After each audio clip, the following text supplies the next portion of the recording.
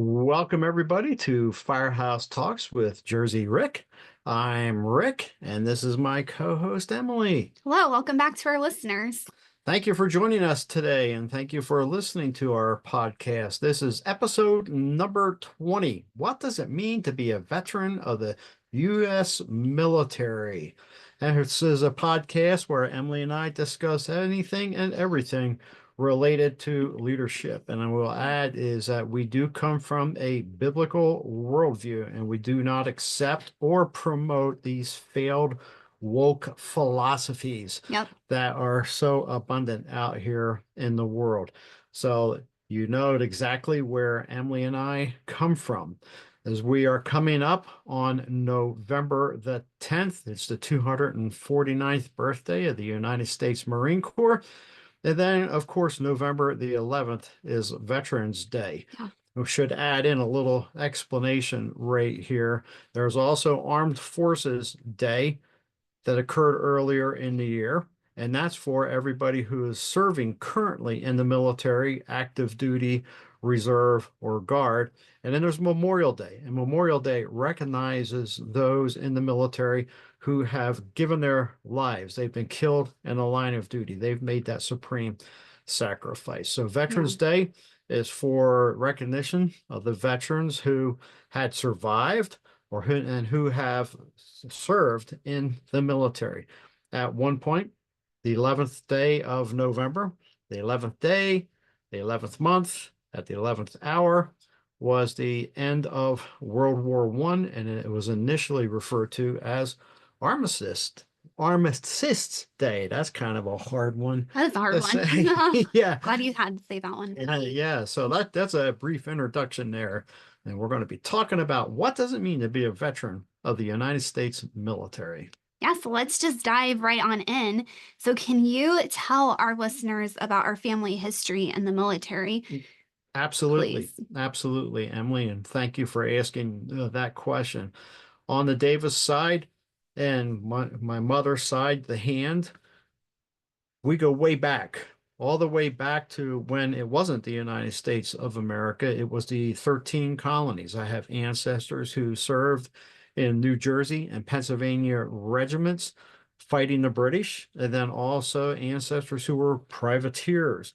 And a privateer is a private individual who owns a boat, and they receive what was referred to as a marquee from Continental Congress, authorizing them to attack and raid British shipping. Now, the British referred to the privateers as pirates, but the British were doing the same thing themselves. You know, they authorized privateers as well.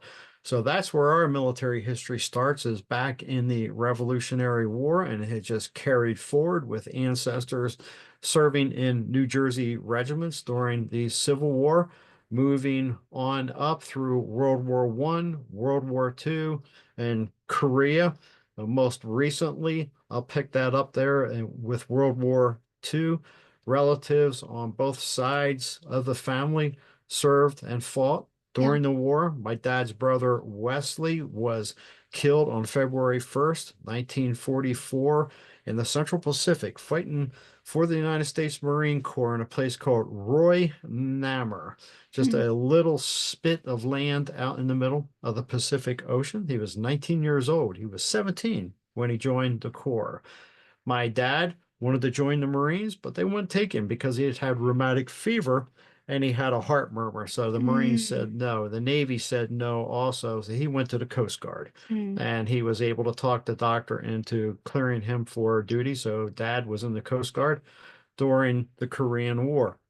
And then his brother, Kent, joined the Air Force during the Korean War as well. And Uncle Kent went on to serve 22 years on active duty in the Air Force. And then myself, obviously, and we'll talk a little bit more about that. My brother, Ron, he served in the Coast Guard too. And then Ron's two sons, they have served in the National Guard and the Air National Guard. And the Army, right? Yeah, Army. Yes, correct. Well, you know, Seth started out with the Air National Guard and then switched over to, actually, I believe it was a Army Reserve unit. in Virginia. So we do have a long military history that Yeah. goes way back. And to add, my brother-in-law and your son-in-law Mhm. just celebrated 20 years in the Air Force Yes, as that's well. correct. So we That's have correct. some really deep-rooted military in our family. Yes. Thank you for mentioning that, Yeah. Emily. Yes, Nick has been in now just a couple weeks ago, recognized his 20th anniversary in the Air Force, and he's extended his enlistment for another 2 years. Yeah. So you already mentioned that you served in the military. Mhm. For those that don't know, you served in two branches. But before we move on, let's look at the official statements of the two branches you served in. Yes, I started out with the Air Force, served 6 years in the Air Force, and the mission statement of the Air Force, the mission of the United States Air Force is to fly, fight, and win air power anytime, anywhere. And their core values are integrity first, service before self, and excellence in all we do. And then the Marine Corps. The Marines belong to the Corps, to one another, and to the nation we serve. United by pride and common purpose, we are committed to one another in order to win every battle today and into the future. Among our ranks stand those committed to a force unlike any other in the world. Amen to that. And the core values of the Corps are honor, courage, and commitment. So, what does it mean to you to have served in two branches of the military? Well, I started out with the Air Force first and then went over to the Marine Corps. And a lot of people say, wow, we've known people who've been in the Marines and went to the Air Force, and you Mhm. did it the other way around. Yeah, yes, I did. And yeah, it's rather unusual for someone to serve in two branches of the military. However, when I was in the Marine Corps, stationed down in Yuma, Arizona, there was another man in my unit that had been in the Army and that had switched over to the Marine Corps. So when you look at everyone that has served in all five branches of the military, then I don't know what the percentages would be, Emily, but it would definitely be a lower percentage serving in two branches. So what did that mean to me? It certainly was an opportunity to compare and contrast the Air Mhm. Force to the Marine Corps, the philosophies that existed in the Air Force at the time, and then also the philosophies that exist with the Marine Corps as well. And I learned quite a bit in both branches of the service. In both branches of the service, the Air Force and the Marine Corps definitely have their missions, and Marine Corps' mission is amphibious oriented and ready to fight any place, anytime. And they're deployed worldwide. A lot of Marines are deployed on board ships and spend a Mhm. lot of time away from their families. One of the big differences between the Air Force and the Marine Corps was the Air Force facilities were always very modern, compared to the Marine Corps facilities. Many times they were, very austere. And I laughed at times. I was frustrated at times too when the Marine Corps would take pride in the fact that we almost were living off of, compared to the other branches of the military, a shoestring budget. So I take pride in the fact that I did serve in two branches of the military. So that's what it means to me. That's cool. So, can you tell us your story? Which one did you serve in first? Which I think you already touched on that a little bit, but and what prompted the change from one branch to the other? Okay, yeah. There's camaraderie that exists in both branches, and I would say all branches of the military. There's a camaraderie that exists out there. And then there's also, yeah, that sense of duty and honor that, for me, that sense of duty and honor tied in with our family history with the military, going back and Mhm. saying, I was carrying on that military tradition. And the service to the nation as a whole. I believed then, and I still believe now, that the United States of America is a great nation. And I don't Yeah. have much tolerance. Let me restate that. I have zero tolerance for these clowns that run around in this country who are constantly putting America down. Yeah. Well, hey, why don't they just take their sorry butts and move on out someplace else, you know? Yeah, go to So their own yeah, island. yeah, go to their own island. And there's that unwritten bond that exists. So what prompted me, you know, serve the Air Force first, then the Marine Corps, and there was a break. Mhm. I served the Air Force also as a civilian firefighter. 6 years, active duty, civilian firefighter, and I left to go to college and ran out of money. And by that time, I had gone past my reinstatement date for federal civil service, and I could not get back into the Air Force because there were too many firefighters. And so, hey, went to the Marine Corps Reserves, and they had slots for firefighters. And so that's why it really prompted that change. Somebody out here who's listening say, well, why didn't you just make a career out of the Air Force when you're a firefighter? Well, the reason was, folks, is I didn't necessarily have that option because when I came into the Air Force, I believed the nonsense from the recruiter, and instead of enlisting as a firefighter, I went into a general electronics field and Mm. was trained in this really fancy title, Aerospace Photographic Systems Repairman. Whoa. Yeah, yeah, big fancy title. And then I got trained as a crew chief on F4 fighter jets, and I worked a lot with the hydraulic shop and the engine shop. So firefighting was my second job once I got cross-trained. And there's a whole story with how I got into the fire department in the Air Force that we won't delve into in this episode right here. So what happened is I had extended my enlistment for 2 years, and I got orders to go back to my old career field. And so what saved my hide on that is the contract that I had when I extended. But I was told that when you reenlist, you're going to be sent back to your old career field. And I said, no, I'm not. Mm. No, I don't want to do that. I want to be a firefighter. That's why I separated from the Air Force and I went to federal civil service. Well, I ran out of money. It Air Force wouldn't take me back in because there were too many firefighters. And then I went down the hall to the Marines. So they had openings of crash crew for a Marine Corps Reserve. And I went with the reserves first, and then I went on active duty with the Marine Corps. And so that was where that transition is at. I had a total of 9 years between both branches of the service, and I injured my knees. And so the Marine Corps put me out on a medical discharge. So that's how that change came from the Air Force to the Marine Corps. So you kind of already touched on the jobs that you did in the service, but what were the tangible skills you learned in the military? Before I talk about the tangible skills, because I didn't talk about the other job that I did in the Marine Corps. So just to recap, initially started out working in aircraft maintenance in the Air Force, then firefighter in the Marine Corps.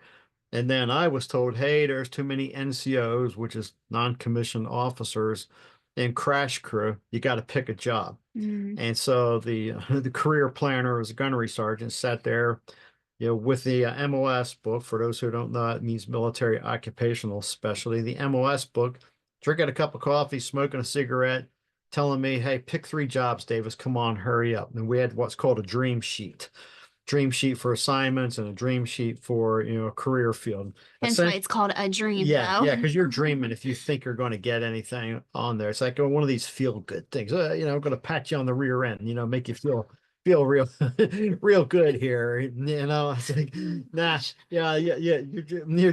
Hey, you're waiting for what headquarters Marine Corps or any headquarters of any branch of the service is going to tell you where you're going to go, what you are going to do. So they took me out of crash crew and I was put into aviation operations, which I had a lot of mixed feelings about that. It's like I want to be firefighter, but it's like, okay, I don't have a choice here.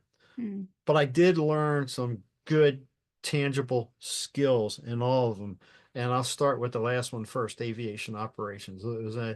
At that point, and I don't know now, at that point, it was the only branch of the service that had that particular MOS where we were working in operations. So I learned how to type.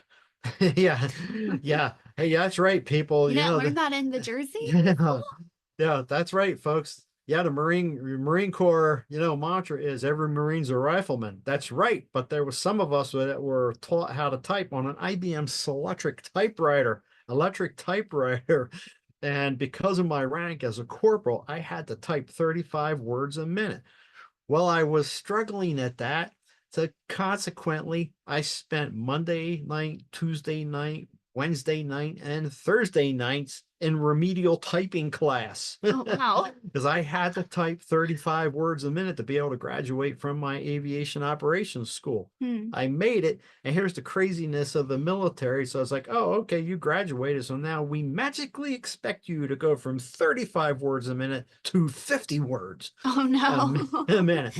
So I learned how to do that. And really, as much as I hated it and I detested it, it was one of the most valuable skills I have learned in my life because it just played out as I finished out, my bachelor's degree, my Yeah. master's degree, report writing in the fire department, and then, authoring the book, The Furnace of Leadership Development. I was able to Mm. type that and not peck it. So that was a very, very tangible skill. That's why you type so fast. Yeah, it is. That is why I type so fast. And then also, while I was in the Marine Corps, I learned how to operate computers as well. So those are tangible skills, but certainly the tangible skills that I learned, from firefighting as well, operating Mhm. the equipment, the pumps, the crash trucks, chainsaws, gas operated ventilation fans, all of those type of skills. They were tangible skills.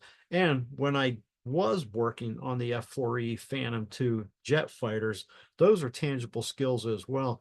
And because I had that opportunity to work with primarily the hydraulic shop and the engine shop, I learned a lot about how that airplane operated. Hmm. So yeah, definitely a lot of tangibles.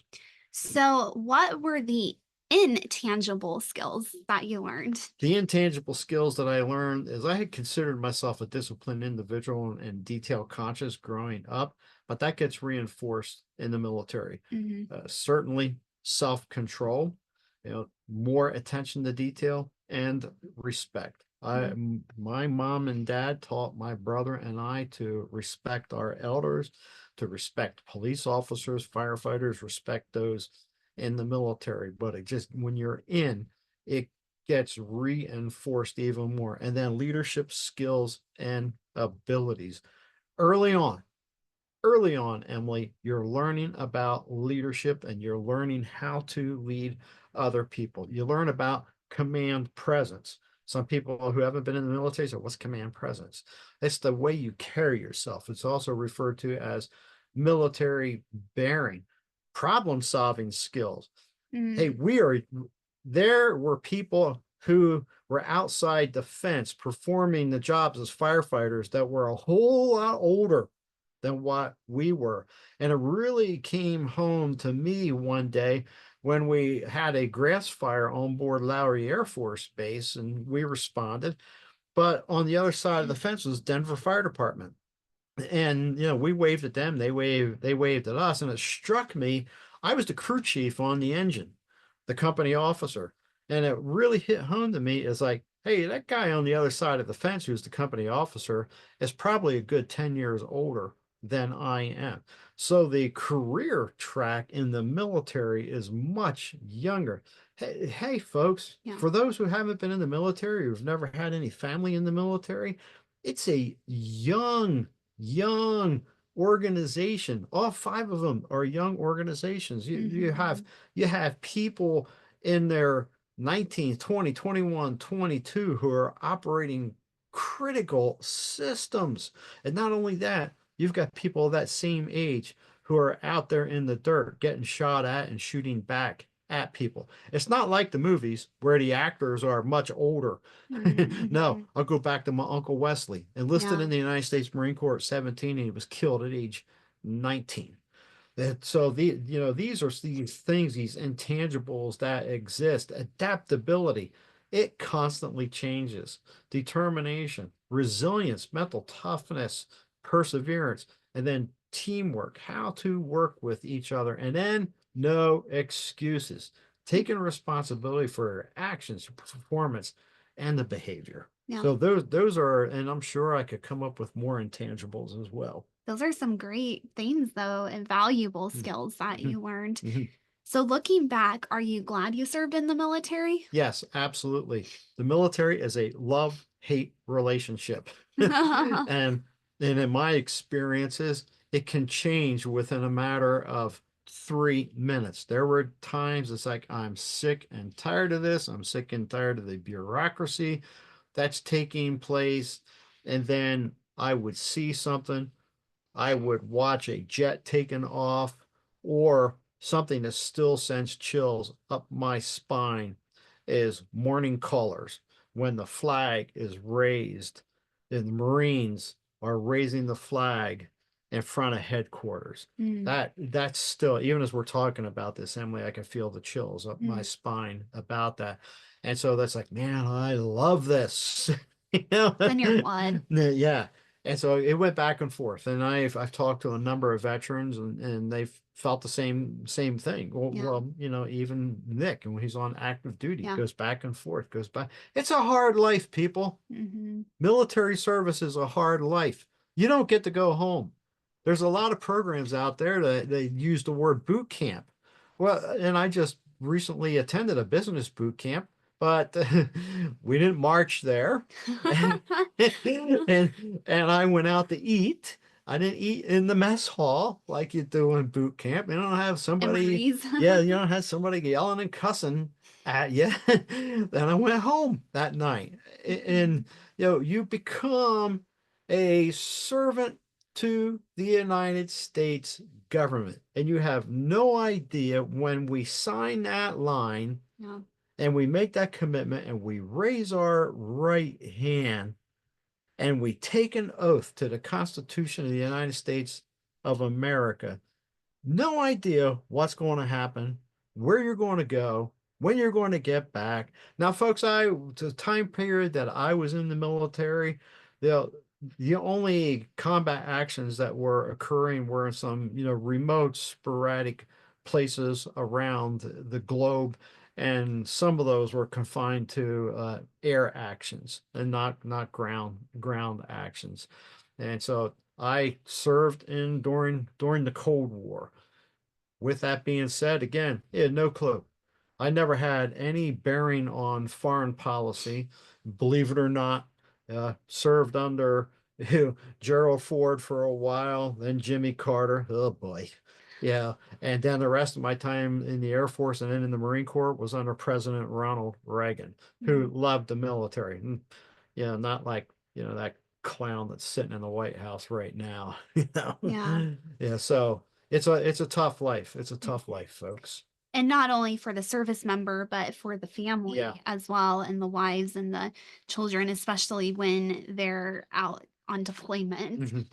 Yes. It's I think it's a sacrifice for the wives as well. Yeah, you're right. And when I was in the military, I was single, but certainly Rebecca being married to Nick. Yeah.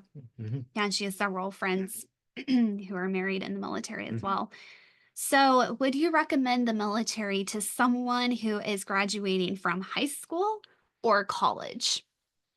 I'm hesitant, and I'm hesitant because of this woke nonsense that is taking place not only in our country but in the Yeah. world. And I'm hopeful that will change and that the military will be the military that they can carry forth the mission and Yeah. that we will not have so many political generals and admirals at the top kissing the rear end of the other weak-kneed politicians that are out there. So I cannot give an affirmative yes, I would recommend, or no, I would not recommend. At this point, I want to see what is going to happen in the elections in November. And we're recording this before election day, and I want to see what's going to happen with that before I would say, yes, I recommend somebody, or no, I would not recommend somebody to the military. It's an absolute crying shame what has occurred in our nation. Yeah, absolutely. Anything else, Emily, to add? I just want to thank all of our veterans who have served and thank you for your service. And Nick, my brother in law, as well. It is a shame of where the military is heading right now in our country, but those that are in the military or are wanting to go in as active duty, your sacrifice is not um In vain. yeah, it's not excuse me, not in vain, and we are very grateful for it, and you are keeping us free, and without your sacrifice, like, we would not be free and we would not have a country. Well, Emily, my time in the military, you're worth it. The Mm, people of the United States of America are worth the time that I spent, that I invested my life into the military. Thank you very much. So, folks, if you have found this episode to be useful, please like, subscribe, share. Please visit my website, www.fireofficerleadershipacademy.com. The link is in the show notes. Also, push my book, The Furnace of Leadership Development. Christmas is coming up, and this would make a great gift. You can get it off of Amazon. absolutely. Yeah, paperback, ebook, or Audible formats. Visiting my website, you'll be able to see the office. Oh, yeah, let me try that again. Visiting my website, you'll be able to see what services I offer. And you can also see my weekly blog, which I post on my website, and I also post it on LinkedIn. So thank you for tuning in to Firehouse Talks with Jersey Rick. And until next time, goodbye. Bye.